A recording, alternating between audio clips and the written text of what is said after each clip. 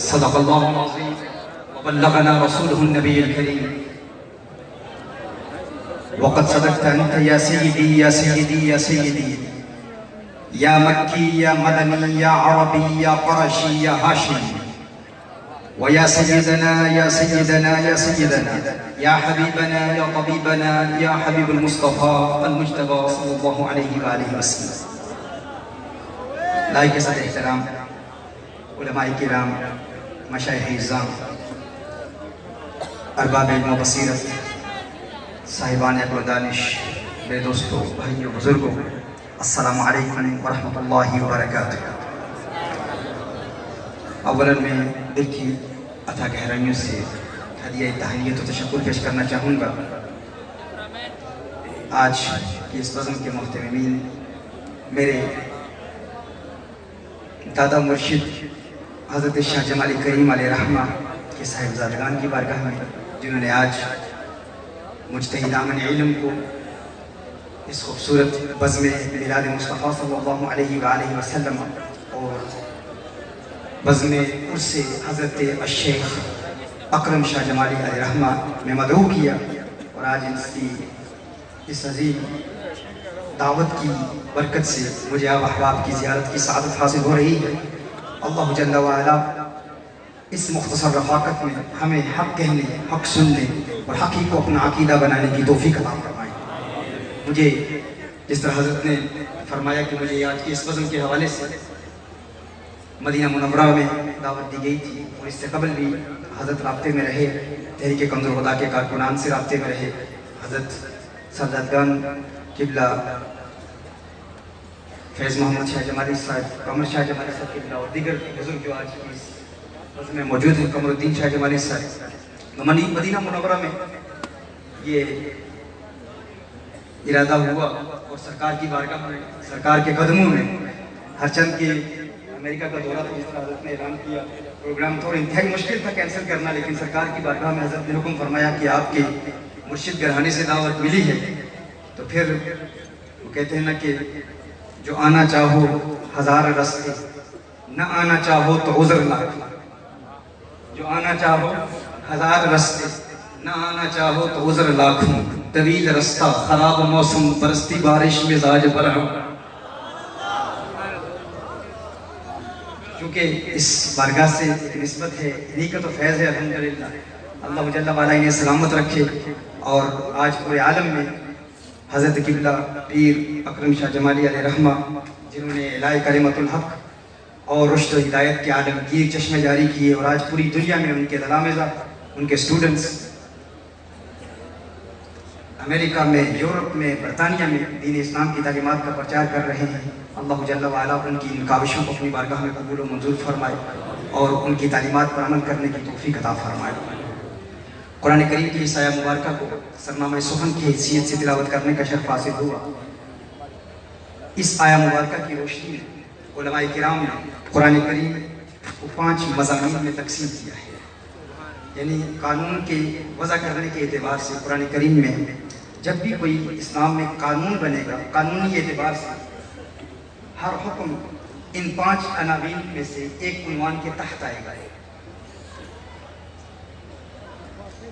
مفسرین نے وذکرہم بایام اللہ کے حوالے سے بہت تفصیل سے کلام کیا، اور تفسیر قرآن کا مطالعہ بھی ہمیں کرنا چاہیے، یہ بھی ہمارے لیے ضروری ہے. یہی تو اس آستانے کا پیغام ہے. ہم آج اللہ کے کلام کو وقت نہیں دے پاتے.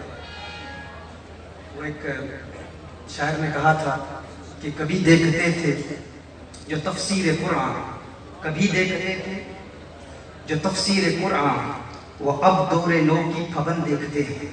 کبھی دیکھتے تھے جو تفسیر قرآن، وہ اب دور نو کی پابند دیکھتے ہیں. لگائی ہے لو جب سے امری کی یوں سے، سنن کی جگہ CNN دیکھتے ہیں. سنن کی جگہ CNN دیکھتے ہیں. وہ قوم کبھی جو کھیلتی تھی شمشیروں کے ساتھ، آج فلمیں دیکھتی ہے ہمشیروں کے ساتھ. جو اپنی بہنوں اور ماؤں کے ساتھ بیٹھ کے فلمیں دیکھیں. اور اکبر الہ آبادی نے اس دور میں کہا کہ شمشیر و زنگ کو اب نئے سانچے میں ڈھالیے، شمشیر و زنگ کو اب نئے سانچے میں ڈھالیے،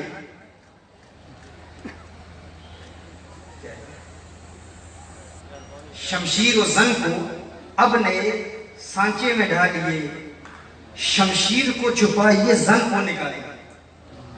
یعنی ایک وقت تھا جب ملت اسلامیہ اپنی عورتوں کو پردے کے احکام سے کرتی، جب زنگ کمرے میں بند تھی تو شمشیریں باہر تھیں۔ مسلمانوں کی خودداری، مسلمانوں کا وقار، مسلمانوں کی ہمت، مسلمانوں کی قوت، اگر کوئی مسلمان پر حملہ کرتا، کوئی عورت آواز بلند کرتی تو مسلمانوں کی شمشیریں باہر نکل آتی۔ کیوں نکلتی؟ کیونکہ عورتیں چادر اور چار دیواری کی پابندی کرتی تھی، دین اسلام کے احکام پر پابند تھی۔ لیکن جب عورتیں بازاروں میں نظر آ رہی ہیں اور مسلمان بدنگاہی کا ارتکاب کر رہے ہیں تو مسلمانوں کی جرأت، غیرت ختم ہو گئی۔ اکبر الہ آبادی نے اس وقت کہا شمشیر و زنگ کو اب نئے سانچے میں ڈھالیے، شمشیر کو چھپائیے زنگ کو نکالیے۔ یعنی اگر عورت گھر میں پابند رہی، شریعت کے احکام پر عمل کرتی رہی، پھر تلواریں باہر نکلتی رہیں گی، لیکن اگر عورت بازار میں آ گئی تو پھر تلواریں چھپانی پڑیں۔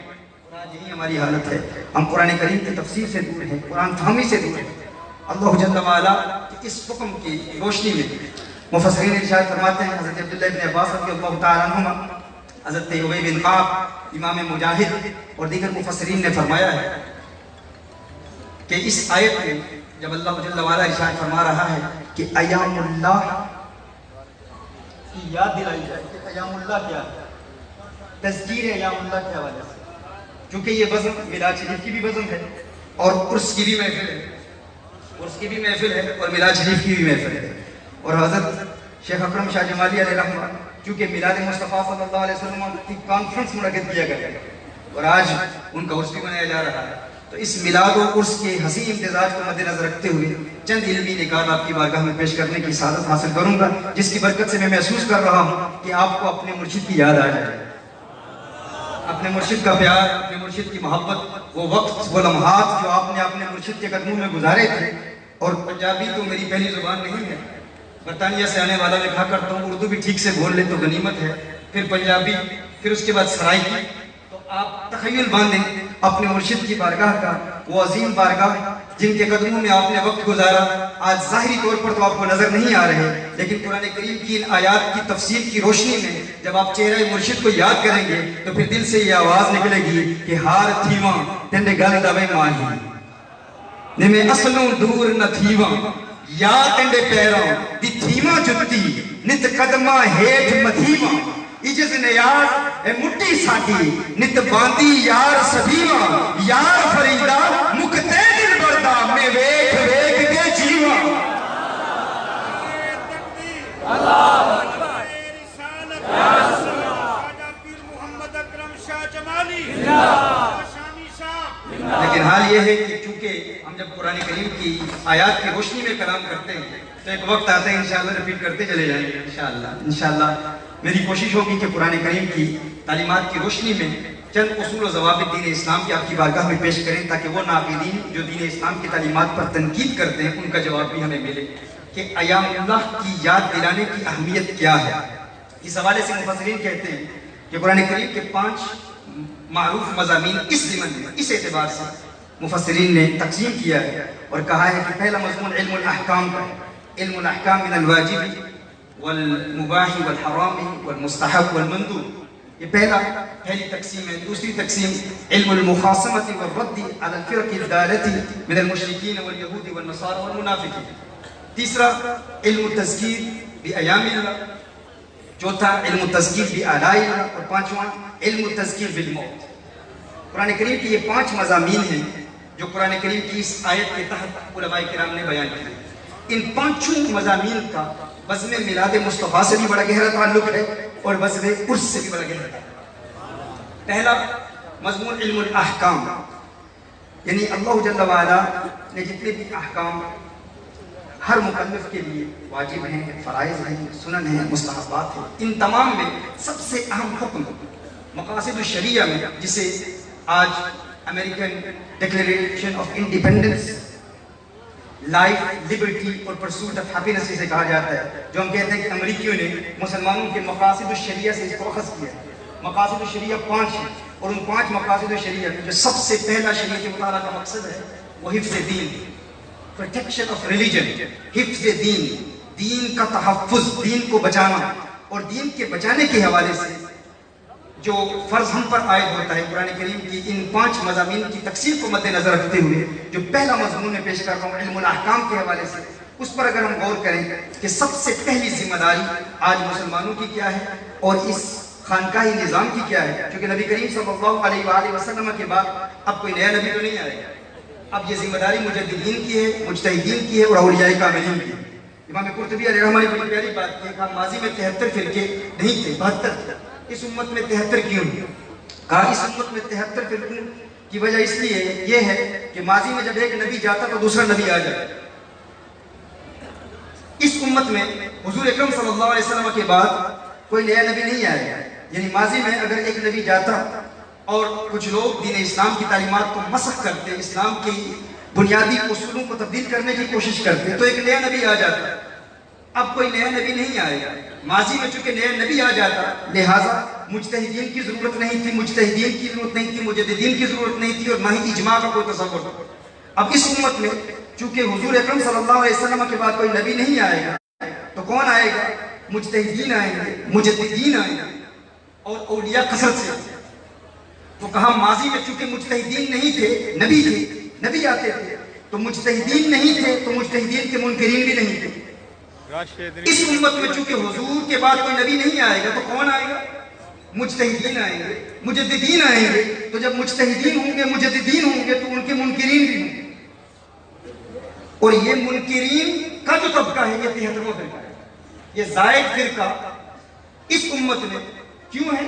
کیونکہ مجتہدین ہیں، تو مجتہدین اور مجددین کا وجود بھی اس بات کی دلیل ہے کہ حضور کے بعد کوئی نبی نہیں آیا۔ اس حوالے سے ان آستانوں کی ذمہ داری کیا ہے، اس پر اگر ہم غور کریں کہ آج تمام عالم اسلام پر ملت اسلامیہ کو اگر سرسری نگاہ سے دیکھیں اور یہ سمجھنے کی کوشش کریں کہ آج ہمیں کس مقام پر ہونا چاہیے تو آج ہم کہاں کھڑے ہیں، اس پر اگر غور کرتے ہوئے ہم دیکھیں کہ ماضی میں ہماری ذمہ داریاں کیا تھیں اور آج ہماری ذمہ داریاں کیا ہیں۔ ماضی میں کوئی نیا نبی تو نہیں آتا تھا، ماضی میں انبیاء آتے تھے، اب کوئی نیا نبی نہیں آئے گا، اب کون ہیں؟ اولیاء ہیں، مجددین ہیں۔ ماضی میں اگر کوئی دین کے اصولوں کو بدلتا تو نبی آ کے لوگوں کی اصلاح کرتا، اب نبی نہیں آئے گا، یہ آستانے ہیں، یہ خانقاہی نظام ہے، اس کے ذریعے ہم کیا مدد حاصل کر سکتے ہیں اور ہماری ذمہ داریاں کیا ہیں، اور یہ ہمارے اسٹیج پہ عظیم علماء بزرگ موجود ہیں، ان کی ذمہ داریاں کیا ہیں اور اس عرس کی بزم کا حقیقی مقصد کیا ہے۔ اور ماضی میں اگر ہم اپنی خوبصورت دلاویز تاریخ کا مطالعہ کریں تو ہمیں محسوس ہوگا کہ مشائخ چشت اہل بہشت نے کس طرح لوگوں کی تربیت کی، مشائخ نقشبند نے لوگوں کی کس طرح تربیت کی، سہروردی مشائخ نے کس طرح تربیت کی، دیگر سلسلہ عالیہ قادریہ کے بزرگوں نے کس طرح تربیت کی، اور عالم اسلام میں اس تربیت کے ذریعے کیا اثر نظر آیا اور اس کے کیا نتائج سامنے آئے۔ آج اگر ہم پوری دنیا میں مسلمانوں کو دیکھیں اور پوری دنیا کے مقاصد کو دیکھیں، 21ویں صدی کے آغاز سے زندگی کے ہر شعبے سے تعلق رکھنے والے نے اپنا ایک مقصد، اپنا ایک منشور، اپنا ایک منصوبہ وضع کیا ہے، اپنے اہداف کو واضح کیا ہے کہ ہم نے کیا اچیو کرنا ہے 21ویں صدی میں۔ اگر آپ دیکھیں سائنسدانوں نے 21ویں صدی کے آغاز میں ہی اپنا ایک ہدف مقرر کیا تھا، اپنا ایک ٹارگٹ مقرر کیا تھا، اپنا ایک منتہا نظر بنایا تھا کہ 21ویں صدی میں ہم نے کیا حاصل کرنا ہے۔ سائنسدانوں کی ایک سوچ ہے کہ ہم خلاؤں میں اس زمین سے بھی بڑی ایک زمین تلاش کریں گے، ایسی زمین جس پر انسانوں کا زندہ رہنا، انسانوں کا زندگی بسر کرنا ممکن ہوگا۔ یہ سائنسدانوں کی سوچ ہے، یہ ان کی فکر ہے کہ 21ویں صدی کے آخر تک ہم اس زمین سے بھی بڑی زمین خلا میں تلاش کر لیں گے۔ اسی طرح علم سے تعلق رکھنے والوں کا 21ویں صدی کے حوالے سے یہ منتہا نظر ہے، یہ ہدف ہے، یہ ٹارگٹ ہے، یہ گول ہے، یہ منشور منصوبہ ہے کہ ہم نے 21ویں صدی میں ایسی تحقیق کرنی ہے اور ایسی علمی ارتقاء حاصل کرنی ہے کہ علم کا کوئی شعبہ کسی سے مخفی نہ رہے۔ اسی طرح علم طب کے ماہرین 21ویں صدی کے حوالے سے یہ منشور بنایا، یہ قاعدہ، یہ اصول، یہ ضابطہ بنایا کہ 21ویں صدی کے آخر تک ہم ہر لا علاج مرض کا علاج تلاش کر لیں۔ یہ علم طب میڈیسن کے ماہرین کا اس صدی کے حوالے سے منشور ہے۔ اسی طرح کاشتکاری کے ماہرین جو ان کی بھی ایک سوچ ہے کہ ہم نے، کاشتکاری کے ماہرین کہتے ہیں کہ ہم نے اس صدی کے آخر تک خلا میں کاشتکاری کو ممکن بنانا، خلا میں کاشتکاری کو ممکن بنانا۔ اسی طرح علم سیاسیات کے ماہرین کا یہ منتہا نظر ہے، یہ گول ہے، ان کا یہ ٹارگٹ ہے کہ اس صدی کے آخر تک ہم نے پوری دنیا کو ایک سیاسی نظام دینا ہے، ایک ایسا کمپریہنسو، انکلوسیو، کنکلوسیو، جامع اور مانع نظام دینا ہے کہ جو پوری دنیا پر نافذ العمل ہو اور دنیا اسے قبول کرے۔ اس کے علاوہ تاجروں نے اپنا ایک مقصد بنایا ہے، پوری دنیا میں اس وقت جو تاجر ہیں ان کا ایک مقصد ہے، اس صدی کے 21ویں صدی کے آخر تک ہم تجارت کا ایک ایسا کمپریہنسو نظام دیں گے کہ پوری دنیا میں ایک نظام کے تحت تجارت کرنا ممکن ہو جائے گا۔ یعنی یہ تاجروں کا ایک مقصد ہے کہ پوری دنیا میں ایک نظام کے تحت تجارت ممکن ہو جائے گی، اور تجارت کے اعتبار سے یہ پوری دنیا ایک گلوبل ولیج بن جائے گی، یہ پوری دنیا ایک عالمی گاؤں بن جائے گی۔ یہ تاجروں کا مقصد ہے۔ اسی طرح مختلف ادیان، مختلف مذاہب سے تعلق رکھنے والوں نے 21ویں صدی کے حوالے سے اپنے اہداف کو مقرر کیا، ان کے مقاصد ہیں، ان کے اہداف کیا ہیں؟ عیسائیوں کو دیکھیں، ان کا ہدف یہ ہے کہ عیسائیت کو ایک بڑے اعظم میں ہم نے اس طرح غالب کر دینا ہے کہ 21ویں صدی کے آخر تک اس ایک بڑے اعظم میں ایک بھی غیر عیسائی نہیں ہوگا، سارے عیسائی ہو جائیں گے۔ اس کے علاوہ یہودیوں کا اپنا مقصد ہے، یہودیوں کا اپنا ایک ٹارگٹ ہے، اپنا ایک گول ہے، ایک ہدف ہے، انہوں نے منصوبہ بنایا ہے کہ عظیم تر اسرائیل، the greater اسرائیل کا کانسیپٹ، کہ ہم نے عظیم تر اسرائیل کو یوں قائم کرنا ہے کہ ہمارا بچہ عظیم تر اسرائیل کے قیام کے لیے، اور دجال کی سلطنت، اینٹی کرائسٹ کی سلطنت، عظیم تر اسرائیل جو اسلام کی دشمن سلطنت ہے جس کا انہوں نے تصور پیش کیا، اسے اپنے ہر بچے کے ذہن میں ڈالنا ہے، داخل کرنا ہے، اور ہر بچے کو اس مقصد کے حصول کے لیے ایک مجاہد اور سپاہی بنانا، یہ ان کا مقصد ہے۔ اس خطرناک مقصد کے حصول کے لیے آج اسرائیل میں محنت کی جا رہی ہے، بچوں کی تربیت کی جا رہی ہے، اور ایسی تربیت، ایسی خطرناک تربیت وہ کر رہے ہیں، ہمیں اس کا تصور ہی نہیں ہے۔ وہ چاہتے ہیں کہ اسلام کو مکمل طور پر مٹا دیا جائے، اور اینٹی کرائسٹ کی سلطنت عظیم تر اسرائیل کے وجود کے لیے، اس کو بنانے کے لیے ہم نے پوری دنیا کی اکانومی پر اس طرح حکومت کرنی ہے کہ عظیم تر اسرائیل کے قیام کے لیے ہمیں کوئی قربانی نہ دینی پڑے، پوری دنیا ہماری ہر بات کو تسلیم کرے، کیونکہ معیشت پر ہمارا اس قدر تحکم ہوگا، اس قدر کنٹرول ہوگا کہ کوئی ہمارے راستے کی رکاوٹ نہ بنے۔ میں آپ سے سوال پوچھنا چاہتا ہوں میرے دوستوں، میرے بھائیوں، یہ کانسیپٹ کس کا ہے؟ یہ تصور کس کا ہے؟ غیر مسلموں کا ہے۔ زندگی کے ہر شعبے سے تعلق رکھنے والے نے اپنا ایک مقصد بنایا ہے۔ میں آپ سے پوچھنا چاہتا ہوں، ملت اسلامیہ کے نوجوانوں سے پوچھنا چاہتا ہوں، آپ کا منشور کیا ہے؟ 21ویں صدی کے آخر تک آپ نے کیا اچیو کرنا ہے؟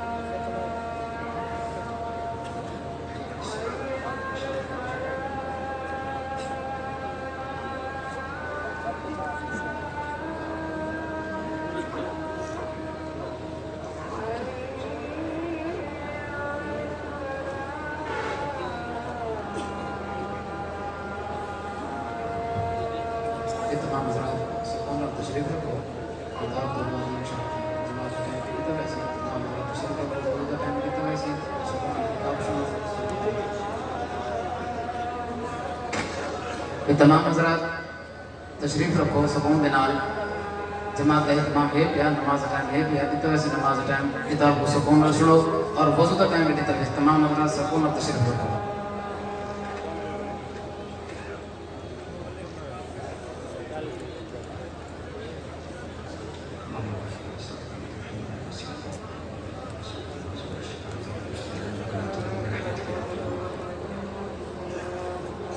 میں عرض کر رہا تھا کہ اس وقت مسلمانوں کا بڑا مقصد کیا ہے، تو اس دوران حضرت نے اشارہ کیا، انہوں نے بتایا کہ گفتگو علمی بھی ہے اور ساتھ ساتھ کچھ تشریعت کا رنگ بھی نظر آئے، تو انشاءاللہ اس پر تو کلام کرنا۔ نعرہ تکبیر، نعرہ رسالت، نعرہ خلافت، نعرہ حیدری، آستانہ عالیہ شاہ جمالیہ، سیدہ حکم میں کوئی پیر بھائی نہ اٹھے، عالمی مبلغ دا خطاب جاری ہے، کلیجہ ٹھنڈا ہو سی انشاءاللہ۔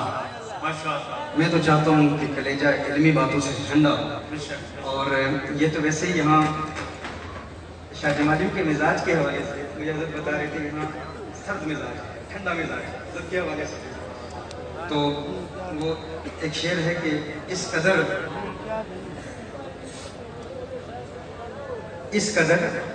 سرد رویے ہیں یہاں گرمی بڑی ہوتی ہے، گرمی بہت ہوتی ہے، تو کسی نے کہا اس قدر سرد رویے ہیں یہاں کہ سردیاں آنے سے کتراتی ہیں، سردیاں بھی آنے سے کتراتی ہیں، شاید اسی لیے گرمی ہے کہ رویے سرد ہیں، لیکن چونکہ علمی باتیں ہیں اور یہ علمی باتیں انتہائی اہم ہیں، یہ تقاضا ہے، واقعات آپ سنتے ہی رہتے ہیں، ہم سناتے ہی رہتے ہیں سوشل میڈیا پر، لیکن یہ جو باتیں ریکارڈ ہو رہی ہیں یہ پوری دنیا میں نشر ہوتا ہے، ہمارا یہ پیغام پوری دنیا میں، اس میں غیر مسلم بھی سنتے ہیں، اور پھر ان باتوں سے بہت پیغامات پہنچائے جاتے ہیں، کیونکہ شاہ جمالیہ سلسلے کے حوالے سے پوری دنیا میں ایک منشور، ایک مشن لے کر جا رہے ہیں، اور غیر مسلم ہیں جو بڑی تعداد میں اسلام قبول کر چکے ہیں، انہیں بھی پتہ چلے کہ جو یہاں سے پیغام دیا جا رہا ہے، کیونکہ ہم تو تعارف کراتے ہیں کہ یہ دنیا علم و فن کے ماہرین یہاں بیٹھے ہیں، لیکن وہاں کے انگریز نہیں سمجھ پاتے، اگر آپ کے کہنے پر میں صرف واقعات کی بیان کرتا رہوں تو آپ کے چند بندے تو خوش ہوں گے، وہ جو عالمی لیول کا پیغام ہے اس پیغام پر پھر اثر پڑے گا،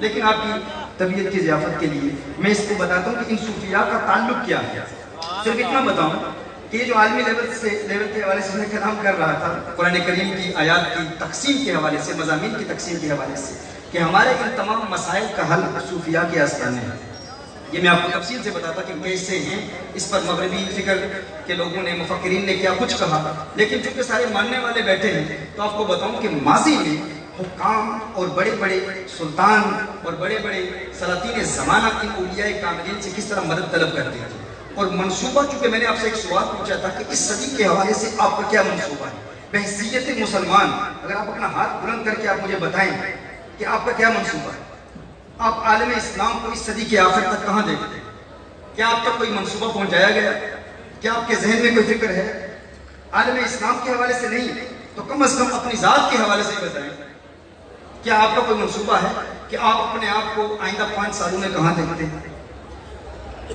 کس کا منصوبہ ہے، کاروباری منصوبہ ہو، دنیا کے اعتبار سے ہو، دین کے اعتبار سے ہو، کوئی ہاتھ اٹھا کے بتا سکتا ہے کہ نیکسٹ 5 سال میں آپ کیا اچیو کرنا چاہتے ہیں، دیکھیں اتنا بڑا مجمع ہے، اس قدر اتنا بڑا مجمع ہے، اب دیکھیں کیسے دیں گے، اب یہ مسئلہ ہے کہ دین اسلام کو ہم فروغ دیں گے، لیکن اس کا طریقہ کیا ہوگا، فارمولہ کیا ہوگا، ہم کس طرح صوفیاء کی بارگاہ سے مدد طلب کرتے ہیں، اب دیکھیں ایک مرد مجاہد کھڑا ہوا ہے الحمدللہ اس پورے مجمع میں، جنہوں نے بہت وثوق اور بڑے یقین سے کہا، اور ایک اور صاحب بھی کھڑے ہوئے، اس حوالے سے میرے دوستو یاد رکھو، ہمیں اپنے وقت کی قدر کرنی ہے، اور اپنے مقاصد کہ ہم نے آئندہ 5 سالوں میں اپنی انفرادی زندگی کے حوالے سے، اجتماعی زندگی کے حوالے سے، اپنی معاشی زندگی کے حوالے سے، اپنی آئلی زندگی کے حوالے سے ہم نے کیا ٹارگٹ اچیو کرنا ہے، اور یہ کہاں سے ملے گا سبق، یہ ان آستانوں سے ملے گا۔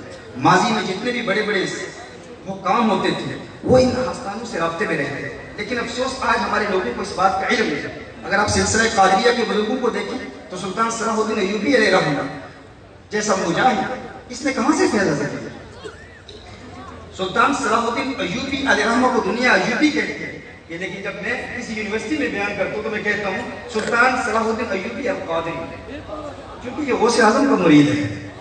ان کے والد نے غوث اعظم کی بارگاہ میں بچپن میں پیش کیا تھا. غوث اعظم نے ان کے سر پر ہاتھ رکھ کر اور ان کو دعا دی تھی کہ جا تیرا بیٹا دین کا عظیم سپاہی اور عظیم مجاہد کرے گا. تو جب بھی کوئی بڑا شخص جس نے بھی ماضی میں اسلام کی تاریخ کا مطالعہ کرے کوئی کامیابی حاصل کی تو یا کسی قادری بارگاہ سے فیضیاب ہے یا چشتی بارگاہ سے فیضیاب ہے یا نقشبندی یا سروردی بارگاہ سے فیضیاب ہے.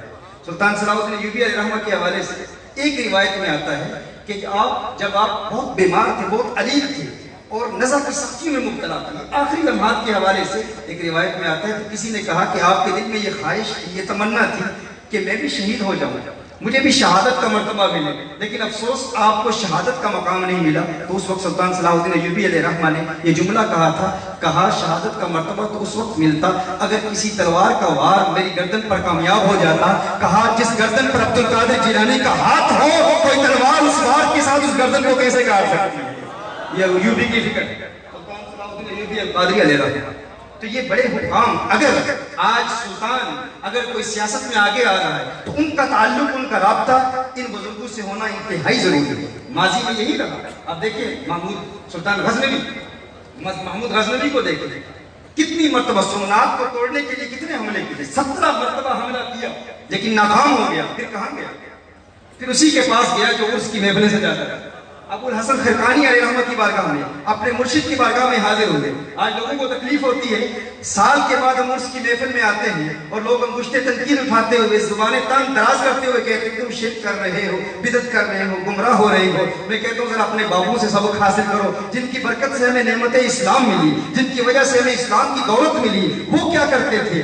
آج تم اگر کلمہ پڑھتے ہو مسلمان ہو تو کس کی وجہ سے مسلمان ہو؟ محمود غزنوی نے اس وقت کس دروازے پر دستک دی؟ جب دیکھا کہ 17 مرتبہ حملہ کر چکا ہوں، کوئی کامیابی نہیں ملتی، افواج لشکر آلات حرب سب ناکام ہو گئے، کوئی کامیابی نہیں ملی. اس وقت کس کی بارگاہ میں گئے؟ اس ابو الحسن خرقانی کی بارگاہ میں گئے جو 12 سال تک مسلسل بالتواتر اپنے شیخ بایزید بستامی رحمہ اللہ کی بارگاہ میں حاضر ہو گئے.